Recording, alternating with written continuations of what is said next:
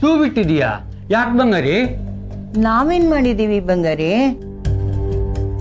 ಸುಬ್ಬಿ ನನ್ ಕಡೆ ನೋಡ್ಬೇಡ. ಯಾಕೆ ಟೂ ಬಿಟ್ಟಿದ್ಯಾ ಅಂತ ಅದನ್ನಾದ್ರೂ ಹೇಳು. ಈಗ ನೀನ್ ಸುಮ್ಮನೆ ಇದ್ರೆ ಏನ್ ಅರ್ಥ ಆಗತ್ತೆ ನಮಗೆ?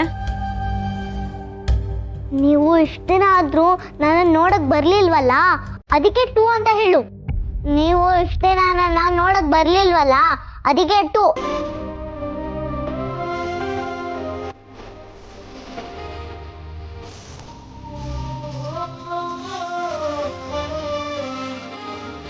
ಅಷ್ಟೇನಾ? ಈಗ ನೀನ್ ನೋಡಕ್ ಬಂದಿದೀವಲ್ಲ. ಇನ್ಮೇಲೆ ಆಗಾಗ ಬರ್ತಾನೆ ಇರ್ತೀವಿ, ಕೋಪ ಮಾಡ್ಕೋಬೇಡ ಬಂಗಾರಿ. ನೀನು ಕೋಪ ಮಾಡ್ಕೊಂಡ್ರೆ ನಾವು ಯಾರ ಜೊತೆ ಮಾತಾಡ್ಬೇಕು ಹೇಳು? ನೀವ್ ಇಲ್ಲೇ ಉಳ್ಕೊಂಡ್ರೆ ದಿನ ನೀವು ನನ್ನನ್ನು ನೋಡ್ಬೋದು ಅಂತ ಹೇಳು ಸುಬ್ಬಿ. ನೀವು ಇಲ್ಲೇ ಇದ್ರೆ ದಿನ ನೀವು ನನ್ನನ್ನು ನೋಡ್ಬೋದು.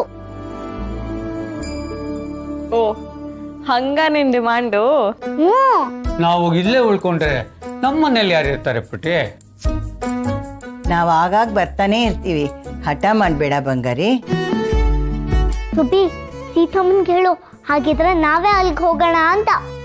ಹಾಗಿದ್ರೆ ಸೀತಮ್ಮ ನಾವೇ ಅಲ್ಗ್ ಹೋಗೋಣ.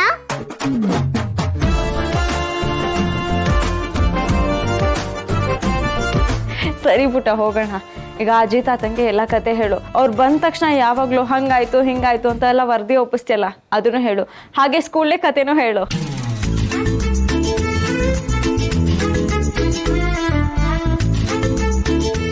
ಅದೆಲ್ಲ ಇರ್ಲಿ, ಫೇವ್ರೆಟ್ ಗೊಜ್ಜೋಲಕ್ಕಿ ಹೇಳಿ ಅಂತ ಅದಕ್ಕೆ ಕೇಳು. ಸಿಹಿ ಅದೆಲ್ಲ ಇರ್ಲಿ, ನನ್ನ ಫೇವ್ರೆಟ್ ಗೊಜ್ಜೋಲಕ್ಕಿಯಲ್ಲಿ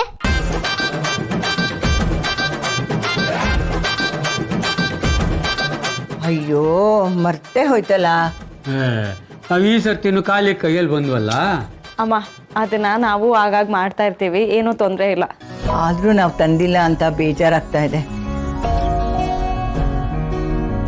ಸರಿ ಬಂಗಾರಿ, ಇಲ್ಲೇ ಮಾಡ್ಕೊಡ್ಲಾ ನಿಂಗೆ? ಅಮ್ಮ ಸುಮ್ಮನೆ ನಿಮ್ಗೊಂದು ಕೆಲಸ ಆಗತ್ತೆ ನೋಡಿ. ಅದೇನು ಕಷ್ಟದ ಕೆಲಸ?